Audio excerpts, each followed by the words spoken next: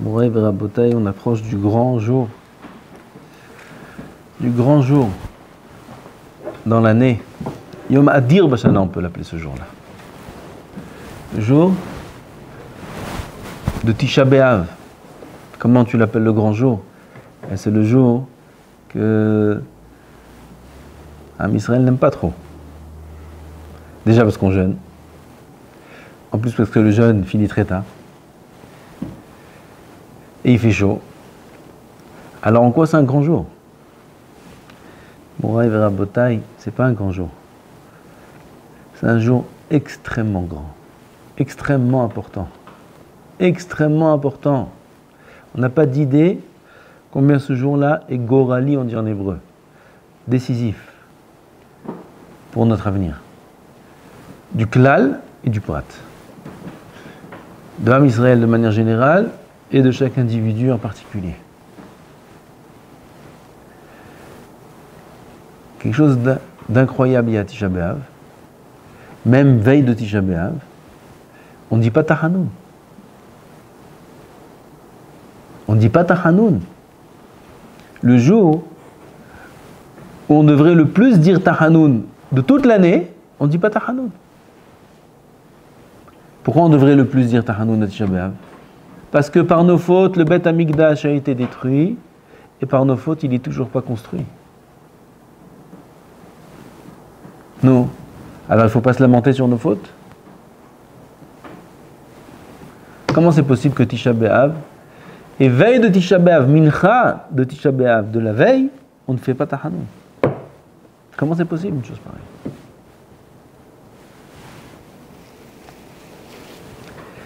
Alors, qu'est-ce qu'ils disent les poskim sur ça? Ils disent les poskim parce que Tisha B'Av va se transformer en jour de fête, en jour de joie. Et comme ça va être un jour de joie, ça va être un Yom Tov. C'est écrit même que le 17 Tammuz, ça sera aussi un Yom Tov. Les 3 semaines entre seront des jours de Chol HaMoed. Étant donné que ce sera un jour de fête, alors on ne fait pas Tachanoun. Les jours de fête, on fait Tachanoun? Non. Shabbat, on fait Tachanoun? Non. Tisha B'Av non plus. Enfin, moi, je ne comprends pas trop ça. Alors, quand ce sera un jour de fête, on ne fera pas Tachanoun. Maintenant, c'est un jour de lamentation. C'est un jour de pleurs. C'est le jour où l'homme il doit déverser le plus de larmes de toute l'année. C'est le jour où il faut pleurer 24 heures. C'est le jour où on ne se dit même pas bonjour l'un à l'autre. C'est le jour où on n'a pas le droit de tenir un bébé dans ses bras. Un enfant, son enfant, on n'a pas le droit de tenir dans les bras. Pourquoi? Aucune joie. Aucun essay hadat. En français? Hein? De ne pas détourner son attention du Beth Amikdash 24 heures. Top, alors c'est un jour de fête maintenant, c'est pas un jour de fête maintenant. Quand ce sera un jour de fête, on fera pas Tachanoun, on fera la fête. Bezrat Hashem au Beth Amikdash. Ah ben maintenant c'est pas un jour de fête, c'est un jour de pleurs. Emet?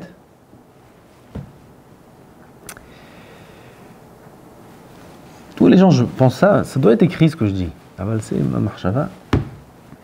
Que qu'est-ce qui va décider que ça sera un jour de fête? Le jour de pleurs. Qu'est-ce qui fera de ce jour-là une fête? Du klal et du prat. Qu'est-ce qui fera de ce jour-là une fête? La multiplication des pleurs qu'il y aura ce jour-là. Plus on va pleurer, et plus ce sera la fête. Kol amitabel al Yerushalayim, zoche veroe besimchata, bevinyana. Donc ce jour est immense. Il est tellement grand qu'on ne fait pas de Tachanoun ce jour-là dès maintenant déjà. Pourquoi? Parce que quand on va s'asseoir et on va pleurer ce jour-là dans Echa et dans les keynotes, et même entre les keynotes, et même seul dans son lit, et même la nuit, et le matin, toujours, il faudra penser 24 heures, que Chorban Yerushalayim, c'est ça qui va entraîner la simcha qui va venir. C'est les pleurs qui vont entraîner la simcha. Alors dans les pleurs en soi, il y a une simcha. Et c'est un jour de dvekut incroyable. On a parlé de ça les années auparavant.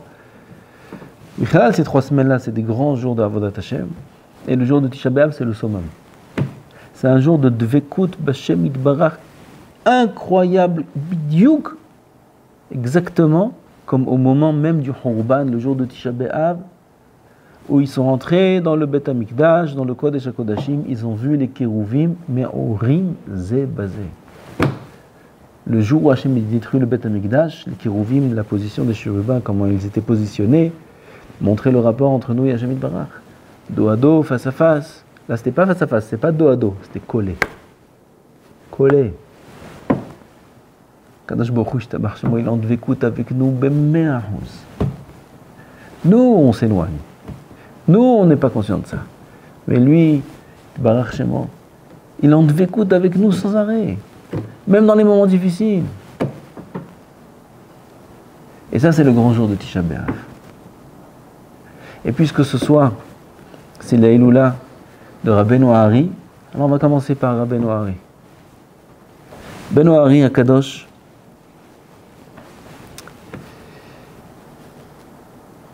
c'est écrit dans Shifrei Hari cette histoire, et qui est en rapport avec Tisha B'Av toute l'année, mais cette période en particulier, puisqu'il s'agit d'une histoire qui parle de Kavod ben Adam l'Chavero, de Shalom ben Adam l'Chavero. Pourquoi le Beth Amikdash a été détruit? Sinat Hinam. Sinat Hinam. Jusqu'à aujourd'hui, Hashem Ya'azor. Il faut des guerres pour qu'on s'unisse à nouveau. Ben Ohari, il était mazhir, il avertissait les Bnei Haboura, les gens, ses élèves, ils n'étaient pas des centaines, ni des dizaines, ils étaient 10. Ses élèves, il les avertissait sans arrêt, de faire très attention à une chose, qu'il n'y ait pas de ktatot, qu'il n'y ait pas de dispute entre eux, qu'il n'y ait pas de malentendu entre eux. Et il les avertissait sans arrêt sur ça. Parce que la Shrina ne peut pas résider s'il y a ça. S'il n'y a pas de shalom parfait entre les Bnei Haboura, alors, Haz v'Shalom, la Shrina disparaît. Voilà qu'un vendredi, veille de Shabbat. Vendredi, veille de Shabbat, c'est le moment propice où le Yetzer Hara là-bas. Et donc à Tzfat, c'était vendredi, comme vendredi dernier qui vient de passer. Vendredi d'avant Tisha B'Av, d'avant le 5 B'Av, le He B'Av. Entre les femmes de la Chaboura, des élèves du Rav, il y a eu une querelle. Entre les femmes. Bon, le Rav, il n'a pas averti les femmes. Il a averti les élèves.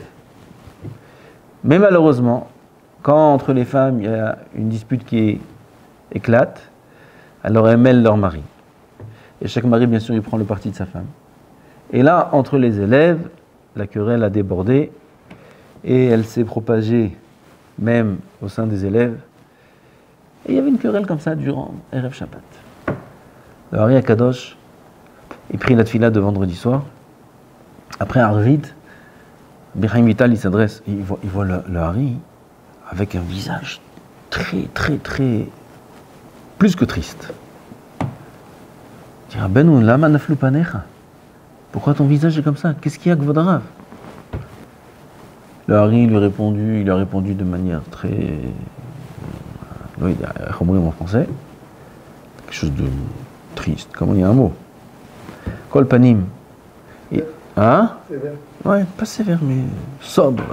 Un mot. Kol panim, il lui a dit qu'il a vu le Samech Mem durant la tfila de Arvit. Il a vu le Samech Mem. Samech Mem, c'est la force du mal. Le Samech Mem qui s'est adressé au Hari.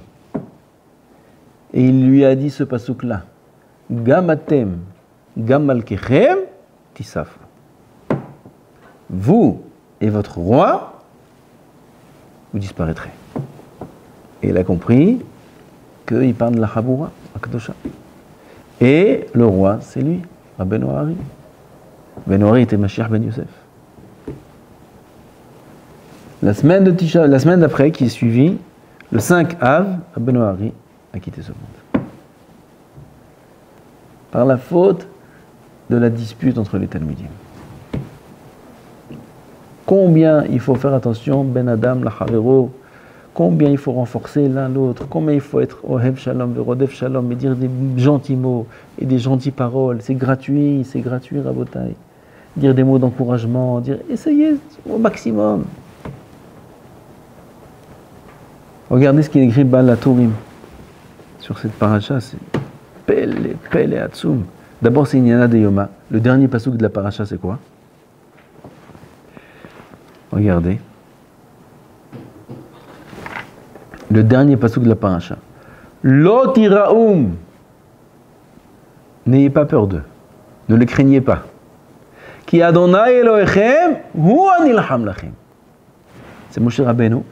À la fin, quand il a dit les guerres, Adiani Ahotra, Ve'et Yehoshua Tziviti Ba'etai Lemor, Enecha Ro'ot, Kol Asher Asa Shnei HaMelachim, les rois, vous allez voir les rois, etc., des rois puissants, Og et Sihon, c'est des rois très très puissants. Moshe Rabbeinu, il dit, vous vous apprêtez à rentrer en Eretz Israël, vous voyez ces rois-là très puissants, Lo tiraoum, n'ayez pas peur d'eux. Lo tiraoum, n'ayez pas peur. Moshe, il nous parle jusqu'à aujourd'hui. N'ayez pas peur. Ki Hashem Elokechem hu anilham lachem. Qu'est-ce qu'il y a dessus d'après? Parashat Va'et Hanan. Va'et Hanan el Hashem ba'etai lemor. Le pasuk d'après c'est quoi? Va'et Hanan, nouvelle paracha, mais il n'y a pas de paracha entre les deux. Pasuk Kaf Bet, pasuk Kaf Gimel. Donc ça se suit. Là ils ont coupé, ils ont fait une nouvelle paracha. Mais dans le contexte, ça se suit. Qu'est-ce qu'il dit Moshe Rabbeinu? Ne les craignez pas car Hachem, c'est lui qui vous fait la guerre. N'ayez pas peur. Tout de suite, va être Hanan el Hachem ba'etai. Alors j'ai supplié Hachem de qui me laisse rentrer en Eretz Israël. C'est quoi le rapport entre les deux versets? Regardez Baal HaTurim. Regardez ce qu'il dit Baal HaTurim. Pele ve'afle. Hizakti et Israël, ulay yerahem alay. Ce qui est écrit ici. Moshe Rabbeinu, il veut rentrer en Eretz Israël. Il cherche des arguments. Il a fait 515 tfilotes. Et là maintenant, il a trouvé un nouvel argument. Lequel? Hizakti Israël. Regarde, Ribono Shel Olam, qu'est-ce que je leur ai dit dans le pasuk d'avant? Soyez forts, n'ayez pas peur. On entend nous, Am Israël, Moshe Rabbeinu qui nous dit n'ayez pas peur, on n'a plus peur. Moshe Rabbeinu, il vient. Si Moshe Rabbeinu, il vient, il dit rien à craindre. Tout le monde est calmé, tout le monde est tranquille. Moi le premier. Rien à craindre. Oh, Baruch Hashem. Alors, Moshe Rabbeinu, qu'est-ce qu'il a fait? Il était mechazek à Israël. Il prend ce zrout là, Moshe Rabbeinu. Ribono Shel Olam, regarde. Hizakti et Israël. Oula yirachem alay. Oula, il aurait pitié de moi, Hashem. Quel zrout il a trouvé, Moshe, pour pouvoir se présenter à Hachem et lui demander qu'il laisse rentrer en Eretz Israël? Le hizouk qu'il a fait aux autres, le chesed qu'il a fait avec les autres. Hizouk, hizakti d'Israël. Moshe Rabbeinu, la Gemara il dit dans Brachot, en gadol b'ma'asim tovim mi Moshe Rabbeinu. Donc, depuis Matan Torah jusqu'à aujourd'hui, il n'y a pas une personne qui a fait Torah ou mitzvot comme Moshe Rabbeinu. Donc il lui manque des zchuyot à Moshe. Il lui manque des zchuyot. C'est l'homme qui a le plus de zchuyot au monde. Le plus de mérite au monde, c'est Moshe. Et quand bien même, qu'est-ce qu'il a besoin comme zchut? Hizakti d'Israël. J'ai fait du hizouk à Israël. Comme ça, il va être construit le Beth Amikdash. On fait du hizouk.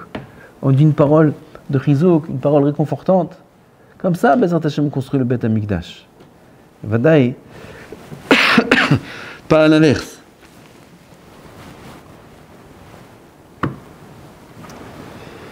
Alors maintenant, il faut qu'on demande que Bezrat Hashem, le Beth Amikdash soit reconstruit. Et ça dépend que de nous et que de notre filote, comme ça c'est écrit dans les Midrashim. Il dit, le Magi Midouvna, un machal, à quoi ça ressemble? Notre filote, à quoi elle ressemble? Ça ressemble à quelqu'un qui avait 5 enfants, il les a envoyés dans un autre pays pour qu'ils fassent là-bas des études, qu'ils étudient la Torah. Les 5 enfants, ils sont partis dans un autre pays. Là-bas, ils ont étudié. Et un des enfants, il s'appelle Reuven, on va dire, il est tombé très, très, très malade. Il est parti chez le médecin il lui a dit « Sophanie, c'est la fin. Si ce n'est qu'il prend un médicament qu'on peut amener de tel pays, mais qui coûte une fortune. » Le grand frère, il a dit au docteur « Pas de problème, on a un papa très riche. On va leur envoyer une lettre et tout s'arrangera. Donnez-nous la prescription du médicament, on va se le procurer. » Le fils, il écrit une lettre au père. « Bonjour papa, voilà, tout va bien, grâce à Dieu. Maintenant, on regarde, il y a Shimon, un des enfants, il a cassé ses lunettes. Donc il a besoin de lunettes. C'est possible d'envoyer.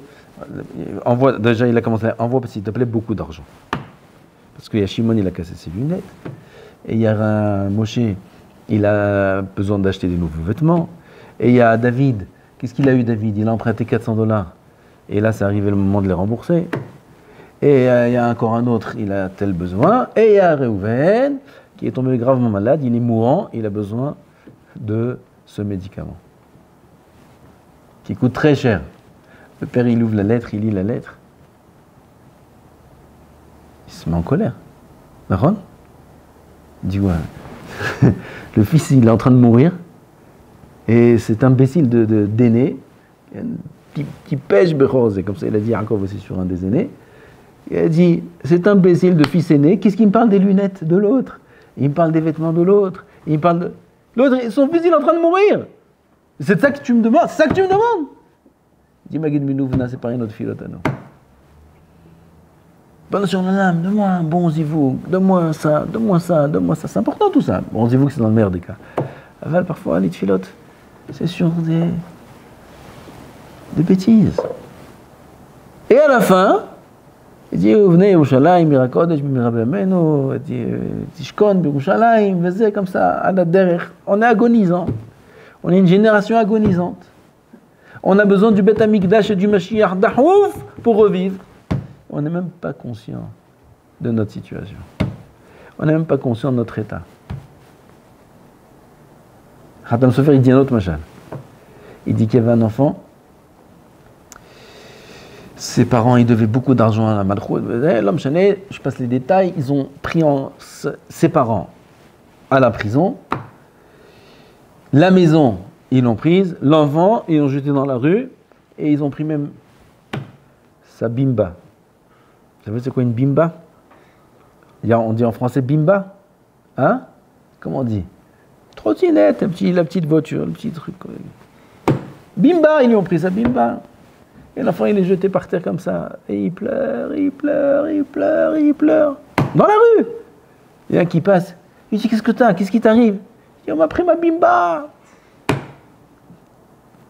On m'a pris mon jouet. Il dit, Hadam Sofer, c'est sur ça qu'on plaint. C'est sur ça qu'on plaint. Et on lui a pris ses parents, sa mère, la Shrina Kdosha, sa maison, le Beth Amikdash. Il est à la rue et il pleure sur sa bimba. Il pleure sur son jouet. C'est bidiouk ce qu'on fait. C'est bidiouk ce qu'on fait. On pleure sur un peu de parnassa, la santé. On demande des bimbats. On demande des Legos, on demande. Mais il n'y a pas de maison, il n'y a pas de maman. Demande maman, demande la maison, demande. Parce que si tu es dans la maison et il y a maman là-bas, tout s'arrange, tout va bien. C'est pour ça que Tisha B'Av, c'est le jour le plus important de l'année, parce que c'est le seul jour où on demande ce qu'il faut demander toute l'année. C'est le seul jour où on pense à ce qu'il faut penser toute l'année.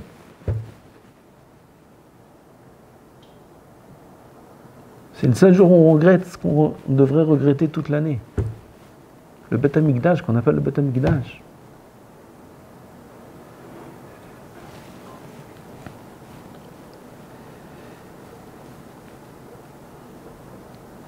Il y a un grand ignan de verser des larmes à Tisha B'Av. Verser des larmes à Tisha B'Av. Une fois, il y a un rav qui m'a dit qu'aujourd'hui, il faut pleurer parce qu'on ne sait pas pleurer. Il faut pleurer parce qu'on ne pleure pas. On ne sait même pas pleurer aujourd'hui. Avad Bemet, celui qui écrit dans les Sfarim que le tsar du Beth Amikdash, il dépend de la ma'ala de la neshama. Plus un homme il a une neshama zaka, bara, propre, plus il est mitkadesh, plus il sent le Khurban. Ça dépend de ça. L'un dépend de l'autre. Aval pas tout le monde. On n'est pas zochim. Manasé. On s'assoit à Tisha B'Av et on ne sait pas trop pourquoi on pleure ou pourquoi on devrait pleurer. Et si on pleure, on ne sait pas trop pourquoi. Aval, il faut savoir qu'il faut pleurer. Il y avait un des Achronim, Marie Assad. Il pleurait toutes les nuits à Tikkun Hatzot et toutes les larmes, il les gardait dans un bocal. Toutes ces larmes de Tikkun Hatzot, il les gardait dans un bocal. Et avec ces larmes-là, on allait voir les gens qui étaient obligés d'aller à l'armée à l'époque. L'armée à l'époque, c'était un massacre spirituel, matériel, c'est terrible. Et là-bas, on donnait un peu de ces larmes-là aux gens qui devaient partir, qui étaient appelés pour aller à l'armée, et il y avait des miracles. Et on utilisait aussi ces larmes pour guérir les aveugles. Il y avait des nissim beniflaot. Comme ça, c'est écrit dans les Sfarim sur Marie Hassan. Les larmes qui pleuraient sur Tikkun Hatzot, on les mettait dans les yeux des aveugles et retrouvaient la vue. Combien sont importantes ces larmes? Alors on va dire, oui, mais ça c'est les larmes de Marie Assad, c'est les larmes des tzadikim. Et nous on fait des averot, c'est à cause de nous qu'il n'y a pas le Beth Amikdash. Nos larmes valent quelque chose? Il dit Rabbi Liolopian, Kol amitabel al Yerushalayim, zoche veroe besimchata. C'est quoi Kol? Afilou Racha. Comme ça il dit Rabbi Liolopian. Afilou Racha, ça veut dire quand on arrive à Tisha B'Av, il ne faut pas réfléchir maintenant sur notre niveau, je ne suis pas au niveau. Afilou Racha, Yoshev, il est assis, il est mitabel, il s'endeuille sur Yerushalayim, il va venir le Mashiach bientôt, très bientôt, et il va lui donner carton d'invitation, première rangée, première classe, à la Hanoukat Abayit du Beth Amikdash. Qui? Celui qui s'est assis et qui a pleuré sur Yerushalayim, pas que Tisha B'Av, toute l'année, mais surtout Tisha B'Av. Ça, c'est le Khurban du Beth Amikdash Aklali. Aval, on sait très bien qu'on est tous un petit Beth Amikdash. Ron, v'shachanti, betocham, betocholon ema. Et là, betocham, betoch, kol echad ve'echad. Kadosh Baruch Hu, il est shochen, il réside parmi chacun de nous. Ve'asuli mikdash, construisez-moi un Beth Amikdash, il dit Hashem, v'shachanti betocham. C'est-à-dire que chacun d'entre nous, c'est un Beth Amikdash. Il y a le Beth Amikdash Klali, et il y a le Beth Amikdash Prati. Et il y a le Khurban du Beth Amikdash Prati. Il y a le Khurban de la Kedusha de l'homme. Nous aussi, on détruit notre Beth Amikdash personnel Prati. Avec nos actions, et il faut le reconstruire. Et quel est le ikar de la destruction, on va dire, dans l'Ikha Eni olela Mikol benot ayri. Aïni olela. Disent les Mefarshim, Aïni, mes yeux. Olela. C'est eux qui ont entraîné ce désastre. Mikol benot ayri à cause des filles de ma ville. Shmirat ha'enaim. Shmirat ha'enaim, c'est une des raisons qui sont mentionnées aussi dans le chasse. C'est la kedusha de l'homme. Akadosh Baruch Hu, il dit Ki ebecha ervat davar veshav me'acharecha.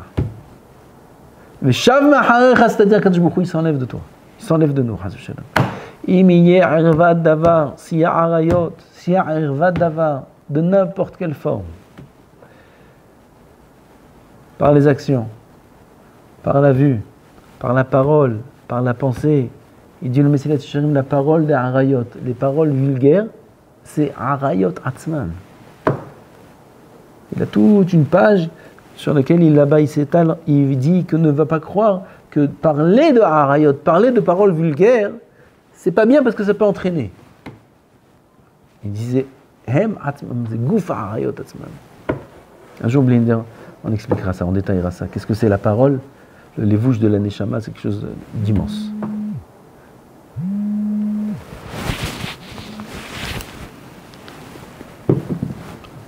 À combien il faut faire attention? Shmirat Harenaim.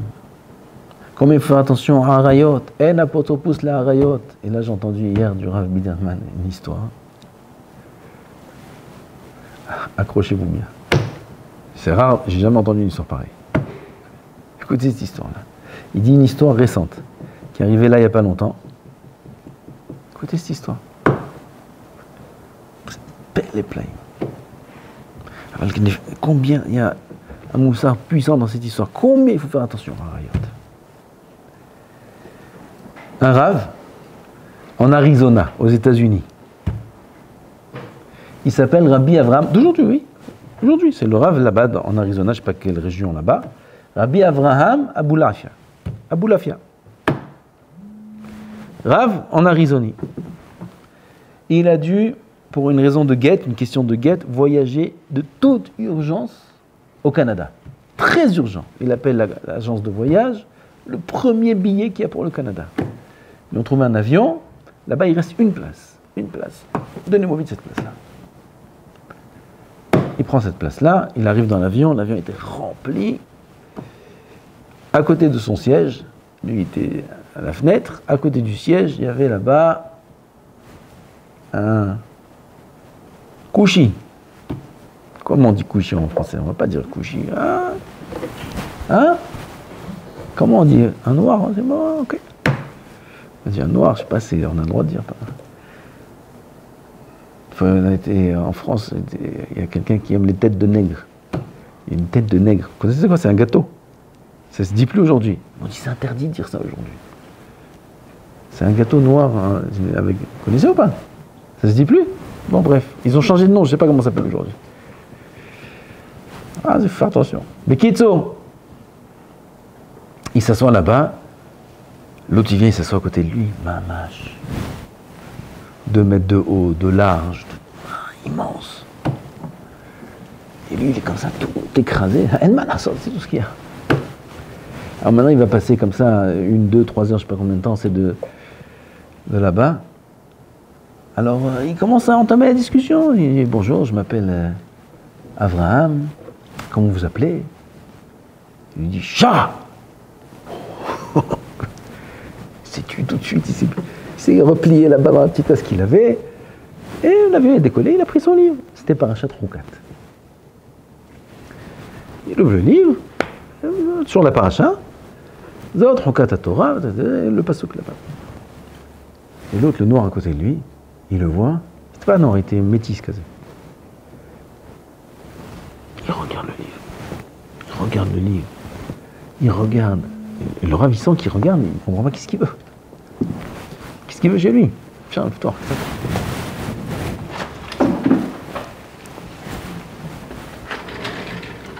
Il comprend pas, hein. Qu'est-ce qu'il veut de lui? La mâche, parfois il a la tête comme ça dans le lit, et tout de suite, dès que le Rav, tout de suite, c'est en hébreu. Alors, moi, il le regarde, et alors il lui dit, qu'est-ce qu'il y a écrit là? Alors, il lui dit, il a écrit, Hukat Torah, Zot Hukat Torah. Quoi? Comment on dit ça? Et ça veut dire quoi?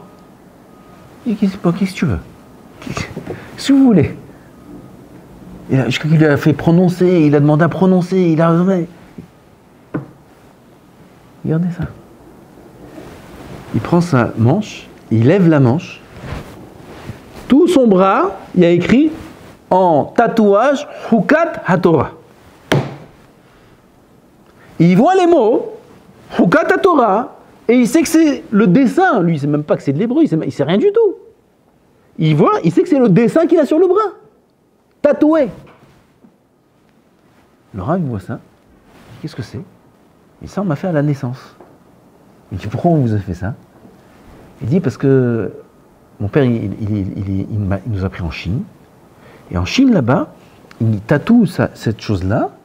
Et ça garde les gens, ça les protège de tout mal, etc. C'est une sorte de... Je ne sais pas comment ils appellent ça. Voilà, c'est ce qu'on m'a fait en Chine. En Chine, ils tatouent ta Torah, ta Torah. Qu'est-ce que c'est cette histoire? Mais arrêtez, c'est pas possible. Dites-moi la vérité. Vous étiez en Israël, vous étiez jamais, pas du tout. Alors c'est quoi cette histoire? J'y crois pas. Elle dit, écoutez, moi je sais pas, c'est mon père. Je peux avoir le numéro de votre père? Ouais. Il était intrigué alors, qu'est-ce que c'est? D'où il a sorti ce tatouage? Dans l'avion, on peut pas appeler. Tiens, dis à Ben Sion qu'il prenne le bus. C'est Ben Sion, ça. Dis-lui qu'il prenne le bus. Tov. Réponds-lui. Et bref, il atterrit. Première chose qu'il était très intrigué par ce... Première chose qu'il fait, il appelle ce monsieur-là, qui est, je ne sais même pas dans quel pays il habitait. Bonjour, voilà, d'abord, enchanté, j'ai voyagé avec votre fils, c'était un voyage très agréable. On était assis très à l'aise, mon cher. Et dites-moi, voilà, on a discuté, en discutant, c'est avéré qu'il m'a montré son tatouage. Et je suis très intrigué, je suis un rabbin en Arizona, et j'aimerais savoir. Il dit oui, en Chine, il y avait un groupe de personnes qui faisaient ces tatouages-là. Regarde le gars. Qui faisait ces tatouages-là pour protection. Monsieur, écoutez, en Chine, comment c'est possible, une chose pareille? Mais et d'où les Chinois ils savent ça? Et pourquoi ce verset? Non, il essayait de dire comme ça, jusqu'à un moment. Nishbar, on dit. C'est brisé. Il a avoué. Derrière la ligne, il y avait le papa de ce monsieur, c'était pas un noir, c'était un blanc. Il dit, je vais vous avouer, vous êtes un rave, j'ai jamais raconté ça à personne. Écoutez cette histoire. Il y a 50 ans, il était Talmid Aponovitch. Écoutez cette histoire, c'est incroyable. Il était Talmid à la yeshiva de Ponovitch, il y a 50 ans. Il était proche du Rav Shach. Et là-bas, à la yeshiva, il étudiait très bien, c'était un bon Bahourim, il s'est marié. Et après quelques années, il avait besoin d'urgence de Parnassa. On lui a proposé de travailler dans une mafia, dans une boulangerie. Il est parti demander au Rav. Le Rav, il lui a dit, les heures du soir, il n'y a pas le choix, Parnassa, il y a Aktubat, tu t'es engagé, puis la femme, elle a... Vas-y. Des années, il a travaillé dans cette boulangerie. Jusqu'à 15 jours, ils ont amené les heures tardives, lui, il travaillait le soir, donc à la fermeture, c'est lui qui rangeait, tout ça. Ils ont amené, il y avait jusqu'à maintenant un homme qui faisait le ménage, ils ont amené une femme, une noire, qui faisait le ménage. Alors il n'y a personne, à part lui et elle. Il va voir le Rav Shach, il dit, Kod Rav, il y a maintenant tel changement de situation, est-ce que c'est permis? Est-ce que c'est... Rav, il dit, assaut. Yehoud, c'est assaut, ah putain. Il a commencé à insister, mais Rav, Parnassa, comment je fais? Il est sorti de Shulchan Aruch, Even Ha'ezer. Là-bas, il écrit, Yehoud, c'est assaut, fais-lui une goya. Assaut, Yehoud. Il a dit au Rav, mais Kvod Rav, mais j'ai aucun Yetzer Hara. Quel rapport? Rav a vu qu'il les mitvaker avalent pas, c'est pas un bon kivoun ça. Il lui a dit, Houkat ta Torah! Comme ça, il lui a dit au Rav Shach. Houkat ta Torah! C'est Houk! En apotropous l'arayot. La Torah, elle dit, avec la Torah, on n'est pas mithakem. Avec la Torah Akdosha, on ne trouve pas des chokmot. Non, mais moi, non. Mais j'ai pas dit etc. La Torah dit ça, c'est chouka. La Torah ne nous dit pas des interdits avec des logiques. La Torah, c'est la volonté d'Hachem. Et Akadosh Baruch Hu, il est au-dessus de la logique. Aucune logique au monde ne pourra atteindre la chokma d'Hachem Yitbarach. Et Akadosh Baruch Hu, il a dit assour. Comme ça, il a dit. Chouka ta Torah. Le Nisaïn était trop grand pour lui. Et il n'arrivait pas à comprendre le Rav. Ça le Ça le chatouille même pas, c'est même pas une avamina, c'est rien. Mais quel rapport au final?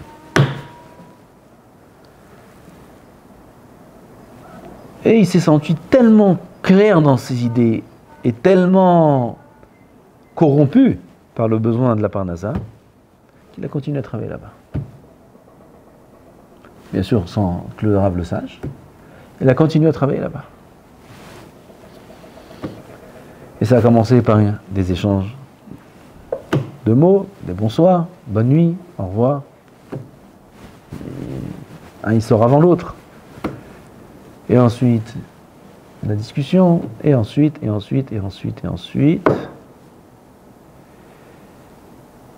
Il a divorcé de sa femme. C'est Avrech là. Il a divorcé de sa femme. Il est tombé dans la Avera avec cette femme-là. Cette femme-là lui a imposé de retourner dans son pays d'origine.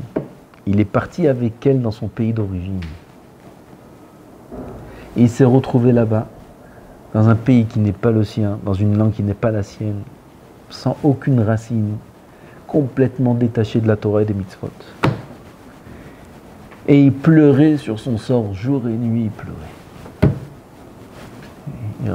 Irréversible. À ses yeux, c'était irréversible. Et il pleurait, jusqu'à qu'il ait eu un enfant de cette femme-là.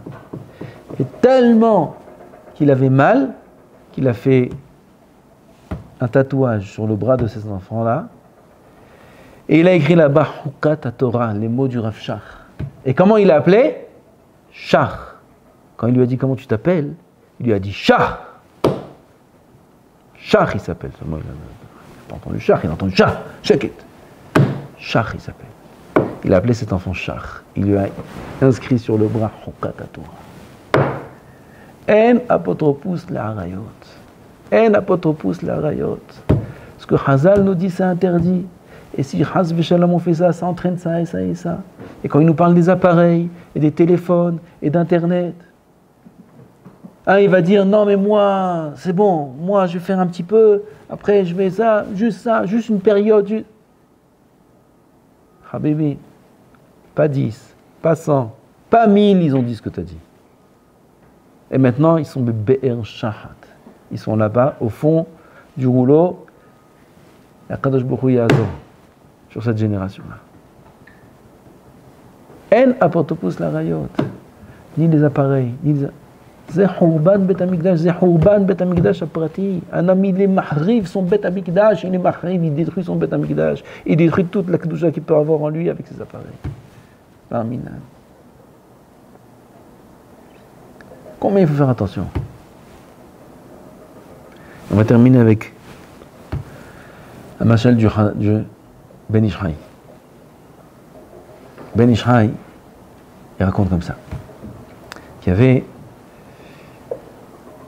une personne à la maison, il faisait de la cuisson, préparait un plat, de la viande, bien sûr de la viande cachère, tout bien.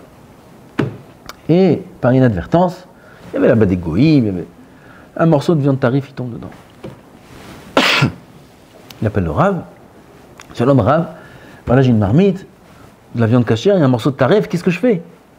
Le Rav lui dit, si il n'y a pas 60 dans le cachère par rapport au tarif, si dans le cachère il n'y a pas 60 par rapport au tarif, tout est tarif. Merci Gvodra, il a fait ce qu'il a fait. Un autre jour, il a eu encore un problème, mais l'inverse. Il avait un plat de viande tout tarif. Et dedans est tombé un morceau de viande, peut-être qu'il faisait pour les goïms, peut-être c'est un restaurant, alors un machal. Dedans c'est tombé un morceau de viande cachère. Bon, là il a dit, je connais l'halakha, je n'ai pas besoin d'appeler le Rav. Le Rav il a dit, quand c'était tout cachère et un morceau de tarif, il a dit quoi? S'il n'y a pas 60 par rapport au tarif, tout est tarif. Alors il a fait une Xarashava. Et il a dit maintenant, s'il n'y a pas 60 dans le tarif par rapport au cachère, alors tout est cachère, c'est la formule, non? C'est la formule. Il a appris la formule du Rav, Binyanav, et tu l'appliques partout. Donc il a dit tout seul, s'il n'y a pas 60 dans le tarif, par rapport au morceau cachère, alors tout est cachère. Il voit, il lui dit, mais qu'est-ce que tu fais? T'es fou, Il dit, mais pourquoi? C'est le Rav qui m'a... Le Rav, il t'a dit ça? Viens, on appelle le Rav. Il appelle le Rav, voilà que Rav, il y a un morceau de tête, n'est-ce pas? Que tout est cachère. Comment hasfi shalom? Un petit morceau cachère, il peut rendre toute une marmite, taref, la transformer en cachère, parce qu'il y a un petit morceau cachère, comment c'est possible? Il dit le Ben Ish Chai. Il y a des gens, ils regardent le petit morceau cachère. Il y a un petit peu de cachère, tout le taref, ils te l'ont rendu cachère. Tout le taref. Et comme il réserve un hôtel pour aller en vacances, dans l'hôtel, il y a un shiur de Daf Yomi. Un shiur de Daf Yomi. Il y a un shiur de Daf Yomi à cet hôtel. Yalla, on y va. Et la piscine mélangée. Et les repas mélangés. Et la kashrut. Et la pritzout.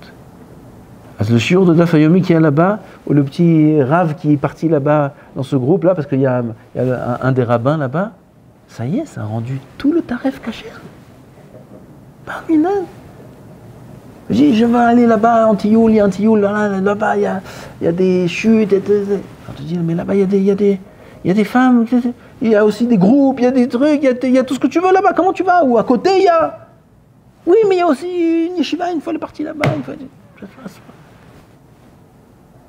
Il dit, téléphone, c'est important, smartphone, là-bas, regarde, il y a des shiurim. Il y a des shiurim de Torah. Internet, il y a des shiurim de Torah. À ce cas, je ne vous dis pas le machal qui a dit sur ça. Je vous dis une fois. Hein? Je ne vous ai pas dit. Est-ce que tu as vu quelqu'un déjà rentrer un Sefer Torah dans les toilettes?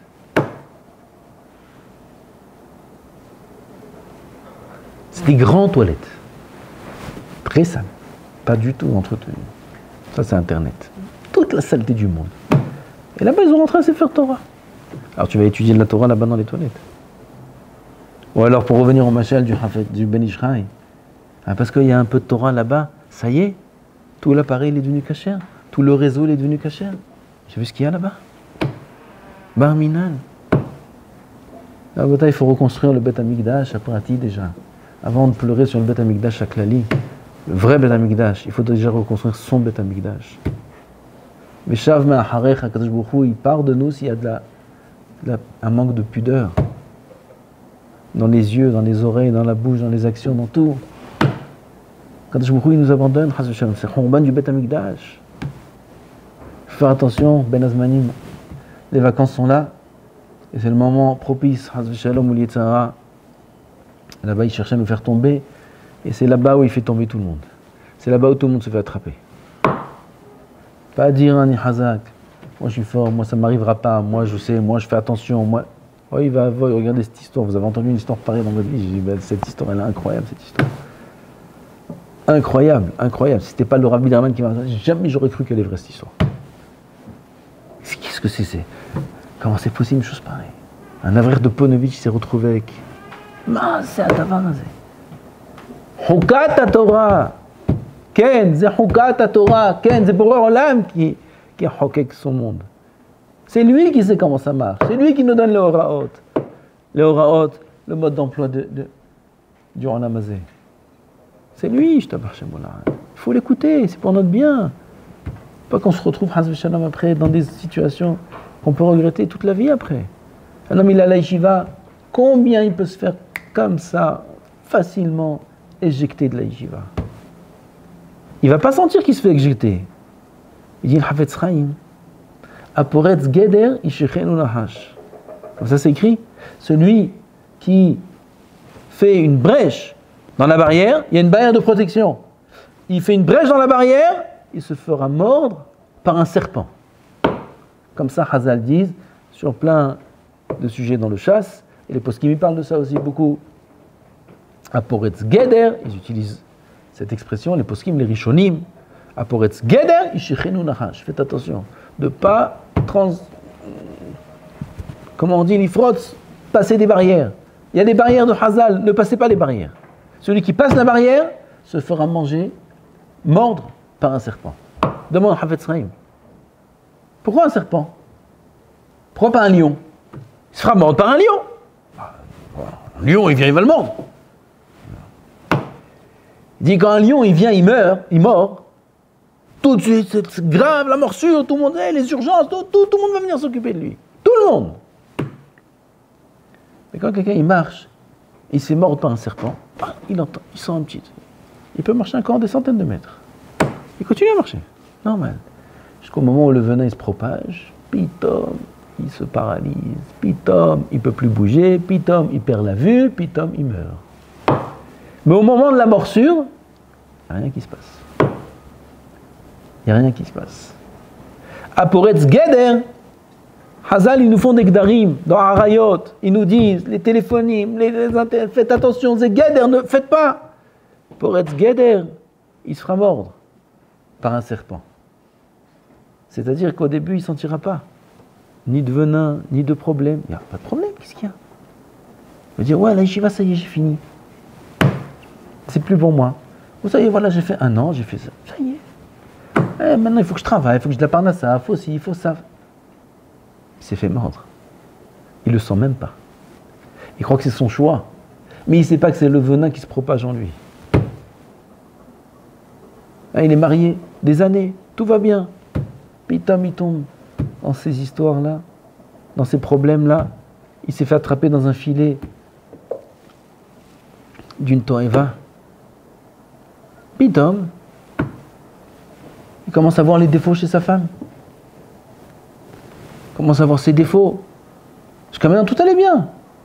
20 ans après, il voit les défauts. Il commence à ne plus aimer certaines choses. Ça fait 20 ans que ça ne te dérange pas. Lui, il croit que c'est lui qui a changé, qu'il n'aime plus. Maintenant, ça je ne mange plus avec ça, je ne mange plus. Il ne sait pas que c'est le venin qui se propage en lui. Jusqu'à qu'il va le tuer, ce venin-là. Jusqu'à qu'il va quitter sa femme, il va aller avec celle qu'il a trouvée, il va mourir là-bas. Il va mourir là-bas. Vadaï. Mais il ne sent pas. Il ne sent pas que c'est le Nahash qui l'a mordu. Il faut savoir que les Gdarim de Hazal, les barrières qui nous donnent la Torah Kdosha, qui nous donnent les Chachamim, les barrières qui nous donnent, il ne faut pas les passer. Il ne faut pas les passer, ces barrières-là. Sinon, Haz v'Shalom, on est susceptible d'avoir du venin sans s'en rendre compte. Comme ça, il dit le Mesilat Yesharim, comme ça, il parle le Mesilat Yesharim, longuement, il parle le Mesilat Yesharim. Que la chute de l'homme, elle est sans aucun effet secondaire. Il sent rien. Et il se dégrade de jour en jour jusqu'à qu'il arrive, Haz v'Shalom, le Be'er Shahab, et c'est Hazal, Meforash, Kach ou Darko shel Yetzer Hara. Hayom omer lo ase kach, Mahar omer lo ase kach, jusqu'à qu'il fait Avodah Zarah. Il lui dit aujourd'hui fais comme ça, demain fais comme ça, et chaque étape il ne sent pas. Jusqu'à qu'il est en train de faire Avodah Zarah. Chose que jamais un homme il aurait pu s'imaginer. Et cette histoire avec le Rav Shach nous prouve qu'on peut arriver très loin, très gravement. Et il n'y a pas besoin de cette histoire. Il y a des histoires autour de nous sans arrêt. Des histoires de couple, des histoires d'enfants, des histoires qu'on ne peut pas raconter, qu'il ne faut même pas raconter dans un Beth Midrash. De ce qui se passe à cause de ces choses-là. Alors il ne faut pas pleurer seulement sur le Beth Amikdash à Klali. Il faut pleurer sur le Beth Amikdash à Prati, et pas que le sien. De notre voisin, de notre rue, de notre quartier, de notre ville, du monde entier. Tout Am Israël qui souffre, tout Am Israël qui sont dans des tsarot, tout Am Israël qui sont dans des pleurs sans arrêt, des malheurs. Sur ça aussi, et surtout, il faut pleurer. Chacun, c'est un petit Beth Amikdash détruit, c'est un Hourban, c'est un mini Hourban, chaque juif, c'est un mini Hourban. Et sur le sien aussi, nous aussi on a un Hourban, nous aussi on n'a pas d'Ahavat Hashem. On n'a pas d'Irat Shamayim. On n'a pas d'Ahavat Torah. On n'a pas de Dvekut. On n'a rien du tout. Hourban, Beth Amikdash, Bevadaï. Sur ça, Vadaï, il faut pleurer. Il faut pleurer sur tout ça, Rabotaï. Et plus on va pleurer sur ça, et plus Be'ezrat Hashem, Yitbarach, Kadosh Baruch Hu Yirachem Aleinu. Ve'yashiv et Shevutenu, ve'yachzor et Tishrei Shechinato Aleinu, al Beth Amikdash. Et on va se réunir tous à Yerushalayim. La Ravodoto, Shrem Echad, tout le monde ensemble, enfin les Korbanot, il n'y aura plus d'Yetzer Hara. Tout ça, ça sera juste par le mérite, par la construction qu'on va construire le Beth Amikdash avec nos larmes. D'accord? Comme ça c'est écrit dans le Midrash. Il y a une chanson, d'accord? Comment c'est? M'chaser dima'ahat kachet sheli. D'accord? Bono shel olam. Ani yodea. שבית המקדש השלישי אינו נבנה מאבנים. Rebbeinu shel olam, je sais que le troisième Beth Amikdash n'est pas construit de pierre. Et là de quoi? Midmaot, de larmes. Et s'il manque encore une larme, prends la mienne. Là, il faut se katouze. Je vous dirai, il faut se katouze. Le Beth Amikdash Ashlishi, il est banouille midmaot. Quel dmaot? Les dmaot qu'on va pleurer maintenant, Tikkun Hatzot. Qu'on va pleurer dans notre cœur, c'est Gam Majou. Et les dmaot qu'on va pleurer à Tisha B'Av, ces dmaot là, c'est elle qui a construit le Beth Amikdash. Klali, Prati, la Shrina revient, c'est Dvekut B'Shem Yitbarach. Il faut être menatzel, il faut profiter de cette journée-là. Ce Tisha B'Av là, peut-être le dernier, on ne sait pas. Peut-être qu'il n'y aura même pas. S'il y a, alors il y a, mais je ne sais pas combien il y en aura encore des Tisha B'Av. C'est les dernières occasions là de construire le Beth Amikdash, c'est les soldes. Maintenant on construit le Beth Amikdash, vite, s'asseoir, prendre conscience de ça, se prendre au sérieux, prendre la Avodat Hashem au sérieux, prendre ce sujet là au sérieux et faire ce travail. Kadosh Baruch Hu yirachem aleinu, amen.